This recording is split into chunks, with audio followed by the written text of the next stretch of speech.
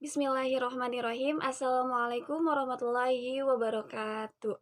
Alhamdulillahirobbilalamin. Wabihi nasta'in wa ala umri dunia waddin. Wassalatu wassalamu ala asyrofil anbiya'i wal mursalin wa ala alihi washabihi ajmain amma ba'du. Yang saya hormati Bapak Dr. Haji Tarsono MPD selaku dosen mata kuliah bimbingan konseling pendidikan agama Islam, dan tidak lupa juga kepada teman-teman seperjuangan yang saya banggakan.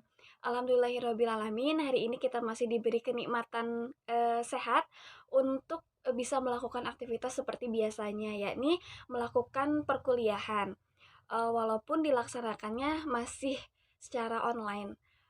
Sebelumnya, perkenalkan kami dari kelompok 7 yang beranggotakan 3 orang, yakni saya sendiri, Fadila Rizka Suhaini sebagai moderator dan perangkap materi.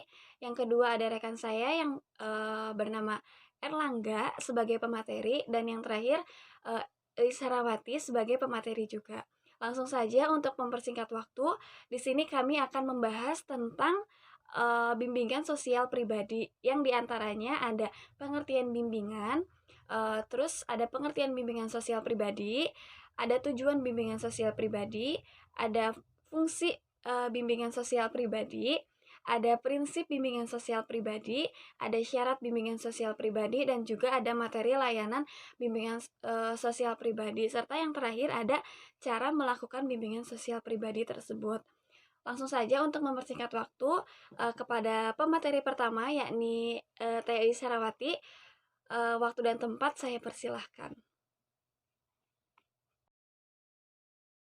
Baik, bismillahirrahmanirrahim. Terima kasih kepada moderator yang telah mempersilahkan saya untuk memaparkan materi mengenai pengertian bimbingan pribadi sosial. Sebelum saya menjelaskan mengenai bimbingan pribadi sosial, saya akan mengupas terlebih dahulu mengenai pengertian bimbingannya. Nah, di sini menurut Priyanto dan Emran Amti, bahwa bimbingan itu merupakan proses seseorang ahli dalam memberikan bantuan terhadap individu ataupun terhadap beberapa individu, misalnya terhadap anak-anak, remaja, atau orang dewasa. Nah, dalam memberikan bantuannya itu, di sini seorang yang membimbing itu dapat mengembangkan kemampuan dirinya sendiri serta mandiri sehingga dapat mencapai perkembangan yang optimal dan mencapai kesejahteraan hidup. Nah, mungkin itu yang dimaksud dengan bimbingan menurut Priyanto dan Erman Amti. Selanjutnya, saya akan membahas mengenai pengertian bimbingan pribadi sosial.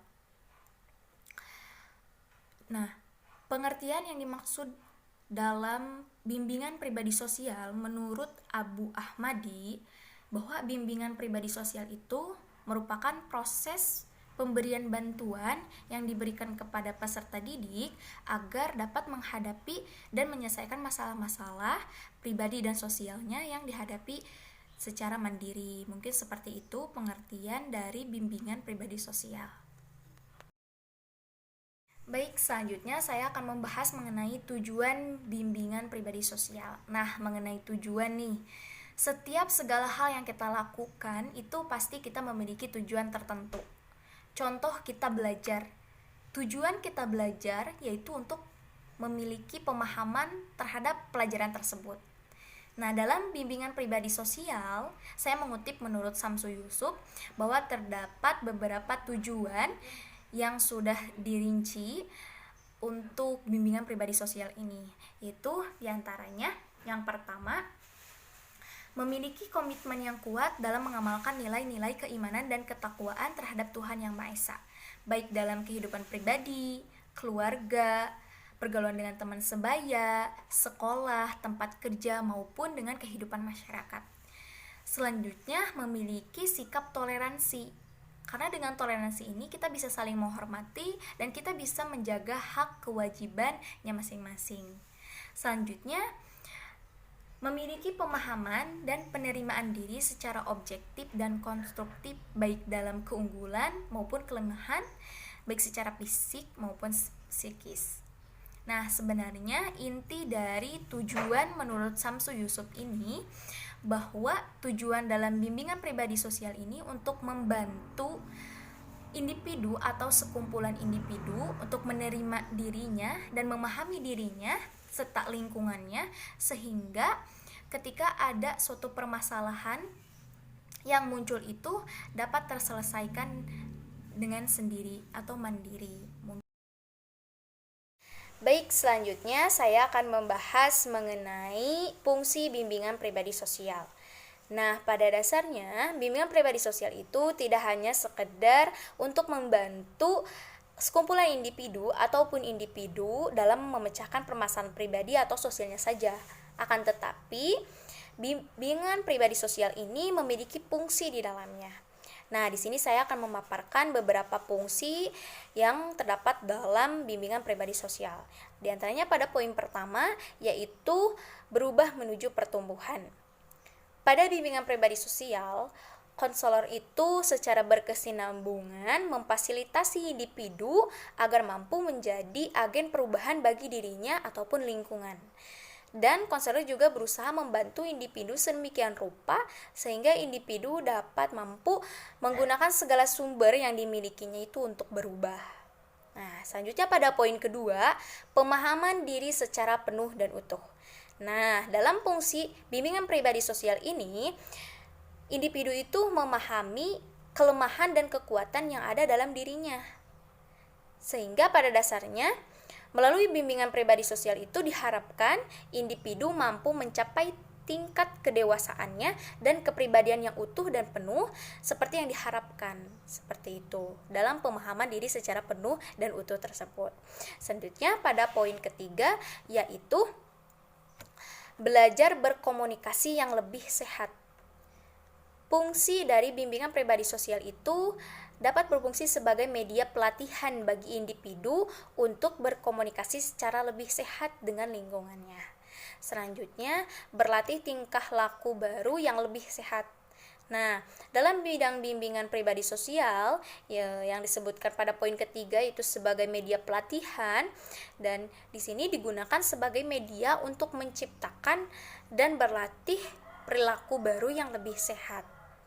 Pada poin kelima, selanjutnya belajar untuk mengungkapkan diri secara penuh dan utuh. Nah, melalui bimbingan pribadi sosial, diharapkan individu itu dapat dengan spontan, kreatif, dan efektif dalam mengungkapkan perasaan, keinginan, dan inspirasinya. Sehingga individu atau sekumpulan individu itu dapat belajar untuk mengungkapkan diri secara penuh dan utuh gitu. Mungkin sekian mengenai fungsi bimbingan pribadi sosial yang bisa saya paparkan. Terima kasih kepada Teh Eis yang telah memaparkan materinya. Dilanjut ke materi berikutnya yang akan disampaikan oleh saya sendiri. Di sini ada prinsip-prinsip bimbingan pribadi sosial. Terdapat beberapa prinsip dasar yang dipandang sebagai pondasi atau landasan bagi layanan bimbingan. Prinsip-prinsip ini berasal dari konsep-konsep filosofi tentang kemanusiaan yang menjadi dasar bagi pemberian layanan bimbingan. Adapun prinsip-prinsipnya, yang pertama, ada bimbingan diperuntukkan bagi semua individu atau bahasa lainnya, guidance is for all individuals. Prinsip ini menunjukkan bahwa bimbingan diberikan kepada siapapun itu, kepada setiap individu, baik laki-laki maupun perempuan, baik peserta didik yang mempunyai masalah ataupun tidak mempunyai masalah, baik yang remaja maupun yang dewasa. Yang selanjutnya ada bimbingan bersifat individualisasi. Artinya setiap individu bersifat unik atau berbeda dengan satu sama lain. Dan melalui bimbingan individu ini dibantu untuk memaksimalkan perkembangan keunikan tersebut. Yang selanjutnya ada bimbingan menekankan hal yang positif. Kan rata-rata banyak yang masih memandang bahwa bimbingan ini kayak negatif kayak gitu, masih memandang negatif. Sebenarnya berbeda dengan kenyataannya gitu. Jadi bimbingan ini merupakan proses bantuan yang menekankan kekuatan dan kesuksesan, karena bimbingan merupakan cara untuk membangun pandangan yang positif terhadap diri sendiri yang memberikan dorongan peluang untuk berkembang. Yang selanjutnya ada bimbingan merupakan usaha bersama. Jadi nggak hanya guru BK aja yang mempunyai tanggung jawab dalam bimbingan ini, tetapi guru-guru mata pelajaran yang lain juga mempunyai tanggung jawab dalam bimbingan ini. Begitupun kepala sekolah mempunyai tanggung jawab terhadap bimbingan. Yang selanjutnya ada pengambilan keputusan merupakan hal yang esensial dalam bimbingan. Bimbingan diarahkan untuk membantu individu agar dapat melakukan pilihan dan mengambil keputusan. Bimbingan mempunyai peranan yang memberikan informasi dan nasihat kepada individu yang itu semua hanya penting bagi dirinya dalam mengambil keputusan. Yang selanjutnya ada syarat bimbingan pribadi sosial. Dalam setiap profesi maupun pekerjaan diperlukan syarat-syarat yang harus dimiliki sebelum melakukan tugasnya. Tidak tidak berbeda dengan seorang pembimbing dalam bidang kepribadian sosial. Ini bertujuan untuk pembimbing ini dapat melaksanakan tugasnya secara baik. Dan adapun syarat-syaratnya, yang pertama ada seorang pembimbing harus memiliki pengetahuan yang luas baik dari segi teori maupun praktiknya. Maksudnya teori merupakan hal yang penting karena segi inilah yang dijadikan sebagai landasan dalam praktik. Dan juga kemampuan dalam praktik ini juga sangat perlu dan penting karena bimbingan merupakan ilmu yang diterapkan dalam kehidupan sehari-hari. Yang berikutnya ada dilihat dari segi psikologisnya. Maka proses pembimbing kepribadian sosial ini harus dewasa secara psikologis dengan ditunjukkan adanya kemantapan dan kestabilan psikisnya. Yang selanjutnya ada seorang pembimbing kepribadian sosial haruslah sehat secara jasmani dan rohani. Yang selanjutnya ada seorang pembimbing kepribadian sosial haruslah memiliki kecintaan terhadap pekerjaannya dengan individu dan dengan individu yang akan dihadapinya nanti. Yang selanjutnya ada harus memiliki inisiatif yang baik sehingga membawa individu yang dihadapinya dapat berkembang ke arah yang lebih sempurna. Yang selanjutnya ada karena bidangnya memiliki bidang gerak yang luas, maka seorang pembimbing kepribadian sosial ini haruslah dapat bersifat ramah, sopan terhadap orang-orang berbagai pihak. Yang selanjutnya ada memiliki sifat-sifat yang dapat menjalankan prinsip-prinsip serta kode etik bimbingan dengan sebaik-baiknya. Mungkin sekian yang dapat saya sampaikan.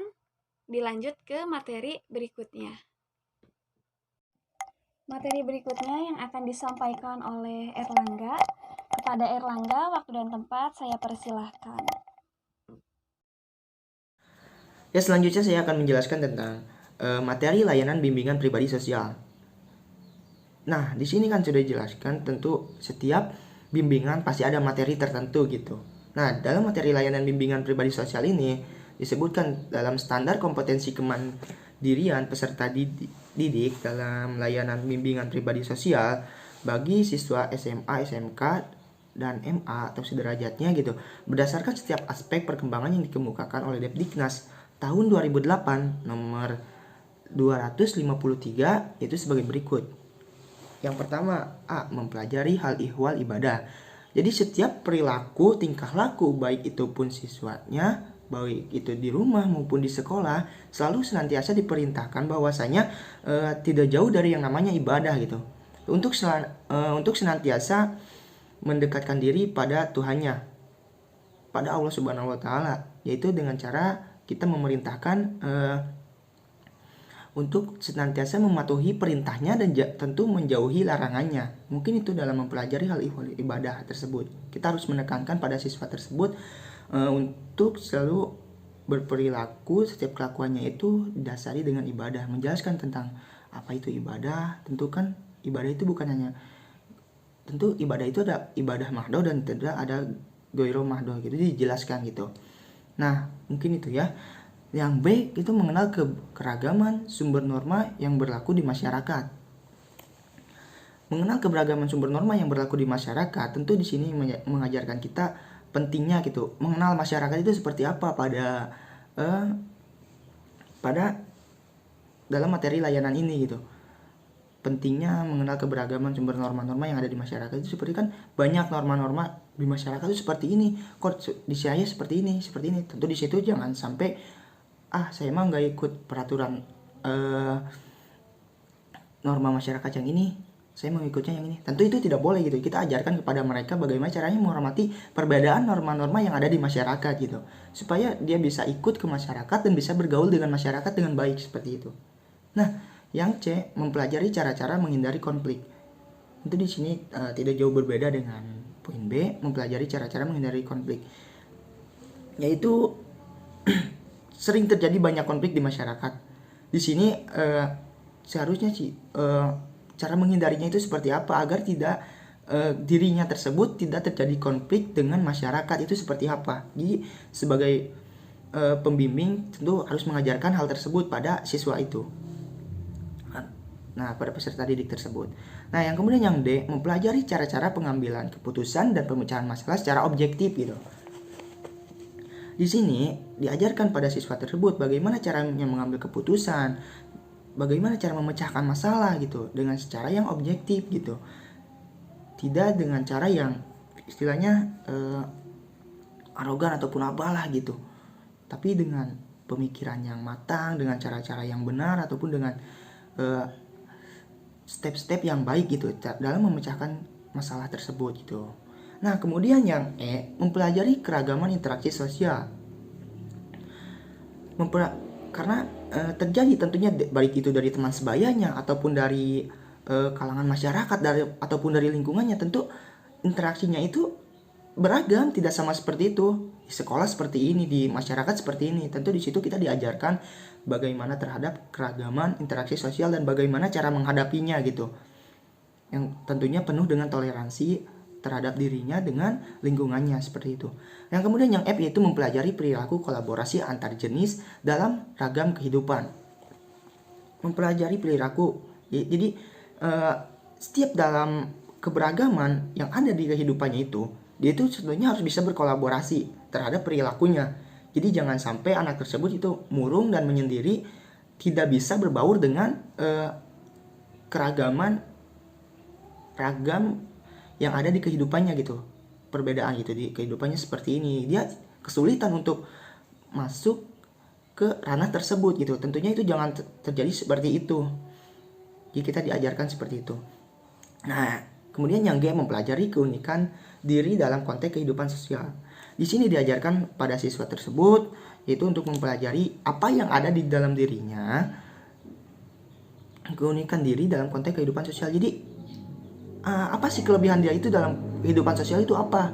Nih di situ digali kehidupan si siswa tersebut agar dia bisa dalam kehidupan sosial itu istilahnya yang ada di dalam dirinya itu tersalurkan gitu dalam kehidupannya. Nah, kemudian yang H, mempelajari cara-cara membina kerjasama dan toleransi dalam pergaulan dengan teman sebaya. Di sini diajarkan bagaimana caranya berteman lah gitu, berteman dengan teman sebaya, berteman dengan teman seangkatannya gitu, teman dengan lingkungannya gitu. Jadi diajarkan caranya kerjasama dan toleransi. Tentu dalam setiap kehidupan dia ada yang namanya teman lah gitu, dan sering terjadi perbedaan pendapat. Tentu itu dia harus diajarkan bagaimana dalam perbedaan pendapat dengan temannya tersebut agar tidak terjadi konflik. Tentu dari perbedaan tersebut malah terjalinnya kerjasama dan toleransi yang sangat baik. Mungkin itu yang dijelaskan di PPT tersebut. Nah, untuk selanjutnya tentu ada juga dari selanjutnya yaitu dari Dewa Ketut Soekardi tahun 2008 nomor 54. Bidang bimbingan pribadi sosial dapat diperinci menjadi pokok-pokok yaitu sebagai berikut. Nah, dalam materinya tersebut. Yang pertama yaitu pemantapan sikap dan kebiasaan serta pengembangan wawasan dalam beriman dan bertakwa kepada Tuhan Yang Maha Esa.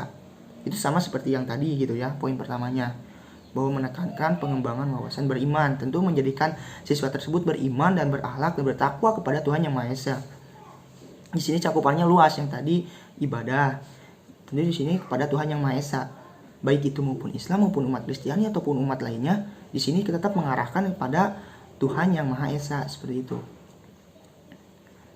Intinya tidak keluar dari norma-norma agama. Yang keduanya yaitu pemantapan pemahaman tentang kekuatan diri dan pengembangannya untuk kegiatan-kegiatan yang kreatif, liar, dan produktif baik dalam kehidupan sehari-hari maupun peranannya di masa depan. Jadi di poin yang kedua ini si anak tersebut diberi pemahaman, pemantapan terhadap apa yang ada di dirinya tersebut supaya bisa digunakan dalam kehidupan sehari-harinya dan juga di masa yang akan datangnya agar dia menjadi pribadi yang kreatif dan juga produktif. Nah, kemudian yang ketiga, pemantapan pemahaman tentang kelemahan diri dan usaha-usaha penanggulangannya. Nah, di sini tetap pemantapan tentang kelemahan diri tentunya. Dalam kelemahan diri tersebut, jadi diajarkan pada siswa tersebut digali kelemahannya itu apa, bukan kelebihannya tapi kelemahannya. Sebab jika terus dicari keuntungan ataupun kebaikan-kebaikan dicari terus ke potensi yang ada di dirinya, tapi ketika dia menemui kelemahannya itu, dia tidak bisa menghadapinya gitu, dia kesulitan. Nah, tapi di sini itu kenapa dicarinya kelemahannya itu? Jadi ketika anak tersebut mengalami kesulitan terhadap dirinya, dia sudah bisa bagaimana cara menanggulanginya gitu. Jadi bukan hanya sekedar kelebihan dari dirinya, tapi juga kelemahannya juga harus dicari gitu, dan bagaimana cara menanggulanginya kelemahan tersebut. Nah, yang keempat yaitu pemantapan kemampuan pengambilan keputusan. Seperti yang tadi dijelaskan, sama saja, yaitu dia harus bisa mengambil keputusan secara intinya tidak ragu gitu dalam mengambil keputusan, tidak mudah terbawa oleh ini ataupun mudah terbawa oleh arus yang ini gitu. Jadi dia harus bisa mengambil keputusan pure secara dirinya sendiri gitu. Nah, kemudian yang kelima yaitu pemantapan kemampuan mengarahkan diri sesuai dengan keputusan yang telah diambilnya. Seperti yang tadi itu bisa dijelaskan bahwasanya harus bisa mengambil keputusan apa yang ada sesuai dirinya sendiri gitu. Jangan mudah terbawa oleh orang lain ataupun oleh lingkungannya. Kemudian yang keenam, pemantapan dalam perencanaan dan penyelenggaraan hidup sehat baik secara rohania maupun jasmania.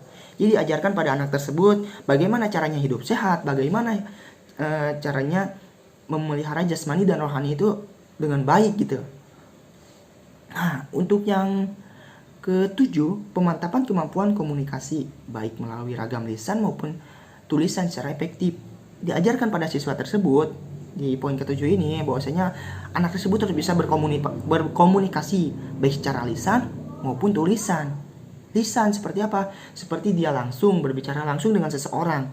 Nah, kemudian lisan yang ini seperti itu, dan juga tulisan seperti apa? Tulisan itu bisa menurut saya gitu ya, bisa jadi secara bersosial media, karena sosial media itu bentuknya seperti tulisan gitu. Bagaimana caranya dia baik dalam menggunakan sosial media tanpa adanya merugikan satu sama lain, tidak adanya unsur sara dalam bersosial media ataupun adanya unsur bullying dalam bersosial media tersebut gitu. Mungkin itu kemampuan berkomunikasi ya, dan juga tidak canggung terhadapnya gitu. Nah, kemudian yang ketujuh tadi, yang kedelapan yaitu pemantapan kemampuan menerima dan menyampaikan isi pendapat serta berargumentasi secara dinamis, kreatif dan produktif. Nah, di sini mengajarkan agar siswa tersebut bisa berpendapat dan berargumentasinya itu dengan baik gitu, secara dinamis, kreatif dan produktif. Jadi menekankan pada siswa tersebut untuk bisa berargumentasi. Jadi jangan hanya diam mendengarkan dan dia mengiyakan apa yang diasumsi oleh orang lain, namun dia juga harus memiliki argumentasinya sendiri, mungkin seperti itu. Nah, kemudian yang 9 itu pemantapan kemampuan bertingkah laku, berhubungan sosial baik di rumah, di sekolah maupun di sekolah. Di sekolah, di masyarakat, secara sopan, santun serta nilai-nilai agama, adat, hukum, ilmu, dan kebiasaannya itu berlaku. Jadi baik di sekolah, di rumah, di lingkungan masyarakat, dimanapun dia berada, selalu tanamkan yang namanya norma agama, nilai-nilai keagamaan. Dalam setiap perilakunya itu ada adat, ada hukum, ada norma yang pada dirinya itu untuk berperilaku sepertinya dia akan berperilaku semena-mena.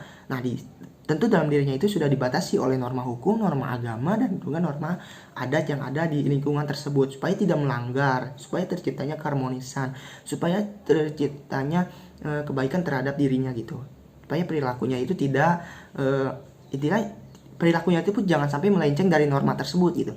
Nah, kemudian yang 10 yaitu pemantapan hubungan yang dinamis, harmonis dan produktif dengan teman sebayanya, baik di sekolah yang sama maupun di sekolah yang lain. Jadi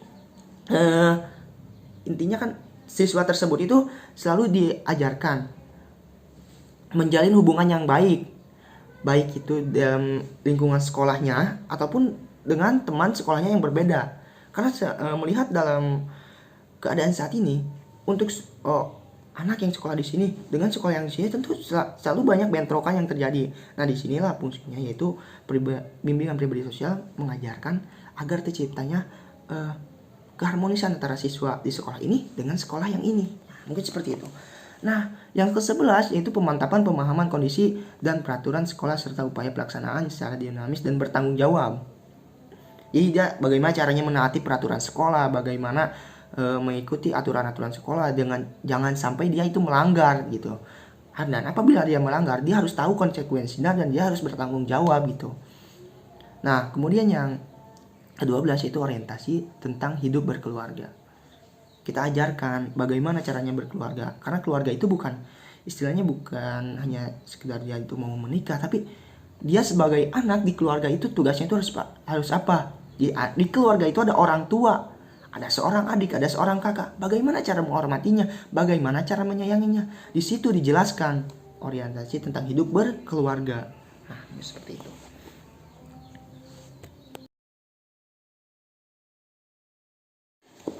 Oke, yang selanjutnya itu tentang cara dalam melakukan bimbingan pribadi sosial, itu ataupun metodenya gitu. Nah, di sini dijelaskan juga di PPT bahwasanya metodenya itu dibagi dua. Ada metode langsung dan kemudian ada yang metode tidak langsung. Pasti sudah jelas lah gitu. Yang langsung itu seperti apa, yang tidak langsung itu seperti apa. Namun yang kita bahas yang pertama yaitu metode langsung. Nah, berikut ada konsep bimbingan konseling menurut Ainur Rahim Paki yang dapat dijadikan rujukan dalam menjelaskan metode bimbingan pribadi sosial. Karena bimbingan pribadi sosial merupakan bagian atau bidang dari bimbingan konseling. Konsep tersebut adalah yaitu metode langsung. Nah, metode langsung di mana pembimbing melakukan komunikasinya itu secara langsung, secara tatap muka gitu. Jadi berhadapan gitu langsung. Kita dibawa ke dalam suatu ruangan, kita berhadapan langsung gitu dengan konselor tersebut gitu. Kita sebagai konselor berhadapan langsung dengan konselor tersebut. Nah, yang pertama itu di sini jelas dibagi dua, itu metode individual dan ada metode kelompok. Yang kita bahas pertama itu metode individual. Metode individual adalah melakukan komunikasi langsung secara individual dengan pihak yang dibimbing tersebut. Adapun teknik yang digunakan yaitu yang pertama percakapan pribadi, yaitu melakukan dialog langsung secara tatap muka dengan pihak yang dibimbing tersebut. Yang kedua, kunjungan rumah ataupun pembimbing tersebut mengunjungi rumah yang akan dibimbing tersebut gitu. Kita ambil contoh kerja siswa tersebut gitu ya. Nah, yang pertama itu bisa jadi dilakukan di ruangan secara tatap muka. Nah, yang kedua yaitu si pembimbing mendatangi yang akan dibimbingnya gitu ke rumahnya gitu. Mendatangi kliennya ataupun siswa tersebut yang mengalami permasalahan tersebut gitu. Mungkin seperti itu dalam metode individual ya, mungkin seperti itu. Kenapa harus datang ke rumah? Mungkin kita bisa datang ke rumah sambil mengamati keadaan rumah klien tersebut ataupun siswa tersebut seperti apa gitu. Lingkungannya itu seperti apa, dalam kehidupan sosialnya seperti apa. Di situ kita nanti lebih mengetahui lah gitu. Dibandingkan dia datang di sekolah, di ruangan tertentu di sekolah. Nah, jadi lebih bagusnya kita lihat kalau kata saya sih dalam individu tersebut, metode individual itu yaitu home visiting gitu. Home visiting. Visiting yaitu mengunjungi rumah klien tersebut ataupun siswa tersebut. Nah, yang kedua yaitu metode kelompok. Metode kelompok adalah melakukan komunikasi langsung secara berkelompok dan dapat dilakukan dengan teknik-teknik sebagai berikut. Yang pertama, diskusi kelompok, yaitu pembimbingan melaksanakan bimbingan dengan cara mengadakan diskusi dengan kelompok klien yang mempunyai masalah yang sama. Jadi intinya si A, si B, dan si C itu masalahnya itu sama seperti itu. Nah, di situ kita bisa langsung daripada capek-capek lah gitu satu-satu. Tentunya itu bisa langsung gitu. Kita langsung nih, anak tersebut duduk tigaan. Nah, anak tersebut duduk bertiga, di situ ada kita gitu. Nah, gitu kita langsung bagaimana permasalahannya itu, solusinya itu bagaimana, caranya seperti apa, cara mengatasinya seperti apa, harus bagaimana gitu. Jadi di situ udah disebut diskusi kelompok. Bisa jadi kan diskusi kelompok itu bisa jadi ada masukan dari B untuk A, ada A untuk B, kemudian C untuk B, ataupun B untuk C gitu. Nah, di situ juga kita tidak melepas peran kita sebagai pembimbing tersebut gitu. Bagaimana untuk mencari jalan keluarnya dan juga masukannya pada mereka gitu. Jalan tengahnya itu seperti apa. Nah, kemudian yang kedua itu melalui karya wisata, yaitu bimbingan atau konseling yang dilakukan secara langsung dengan mempergunakan ajang karya wisata sebagai forumnya. Nah, di sini kan tentunya karya wisata itu kita keluar lah gitu dari tempat sekolah tersebut, atau kita pergi kemana ke suatu tempat yang indah yang mana bisa menggugah suasana hati mereka, itu mengubah suasana hati mereka, menceritakan keluh kesahnya itu seperti apa gitu, apa masalah yang dihadapinya itu, dan menceritakan pada pembimbing tersebut.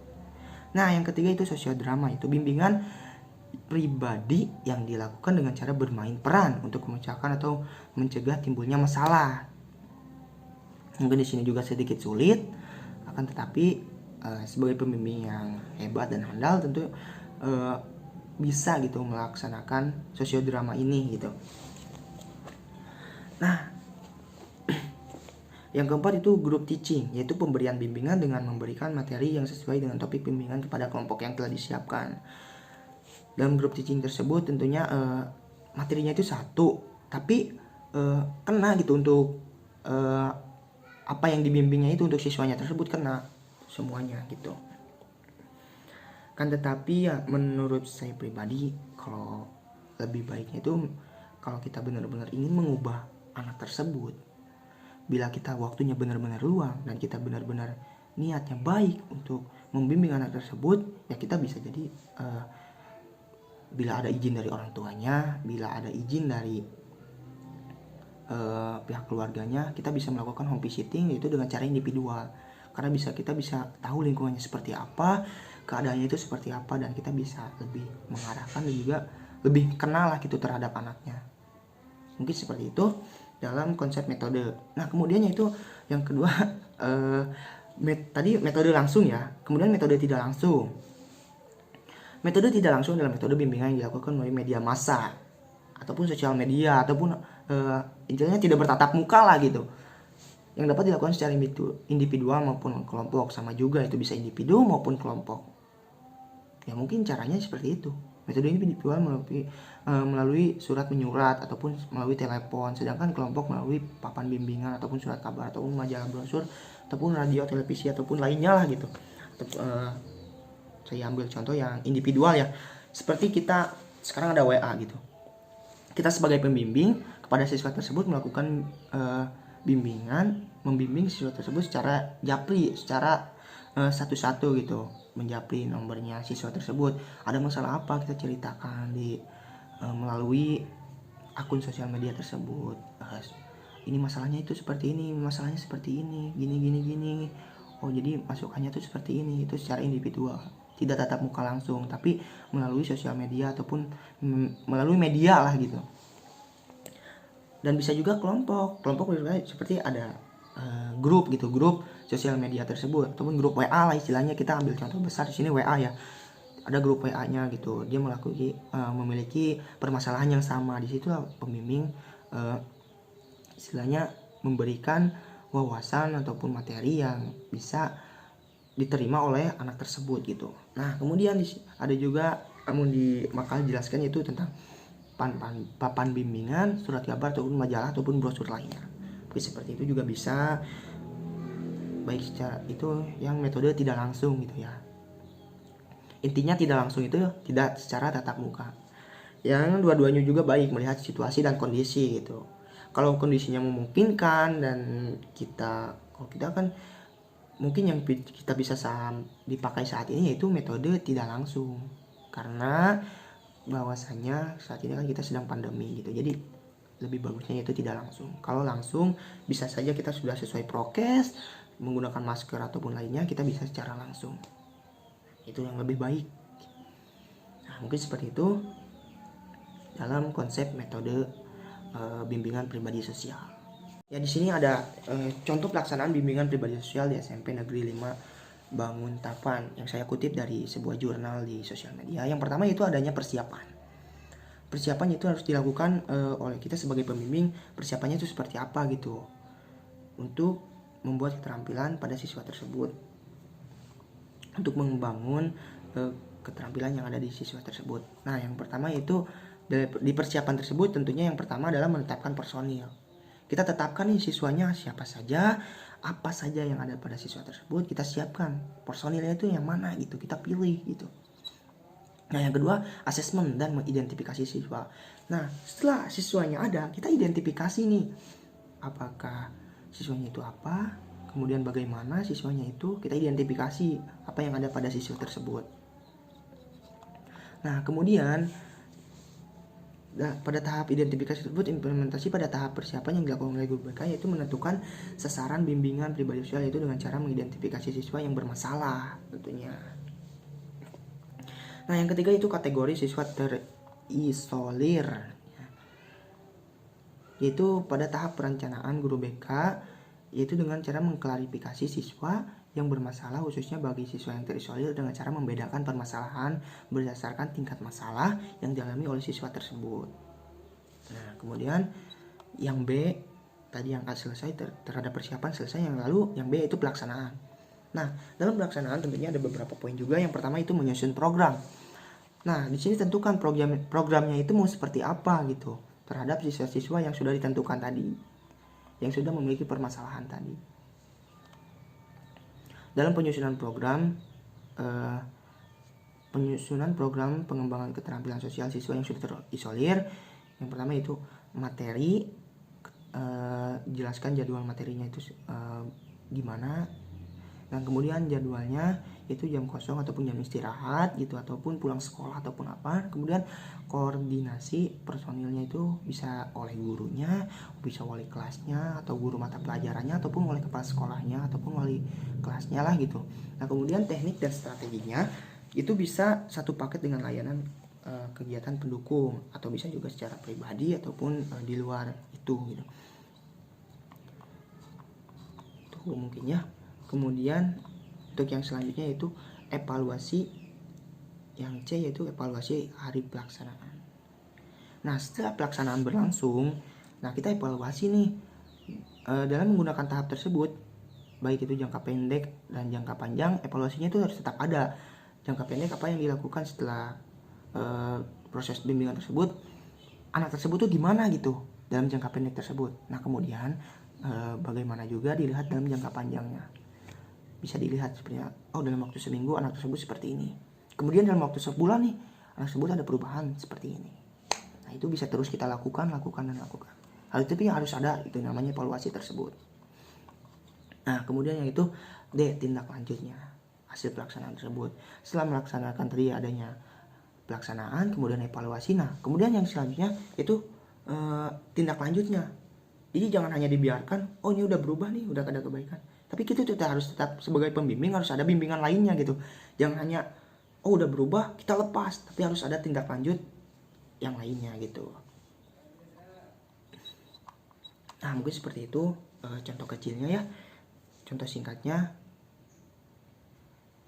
Silakan sisanya saya kembalikan kepada moderator, dan bila ada yang ingin ditanyakan masih kurang paham, silakan saja ditanyakan di forum yang sudah tersedia. Nah, mungkin seperti itu. Terima kasih. Terima kasih kepada Erlangga yang telah memaparkan materinya. Mungkin tadi adalah materi terakhir dari kelompok kami yang bisa kami sampaikan kepada teman-teman semuanya. Mohon maaf bila banyak kesalahan, khususnya dari diri saya pribadi. Sekian dari kami, wabillahi taufik wal hidayah. Wassalamualaikum warahmatullahi wabarakatuh.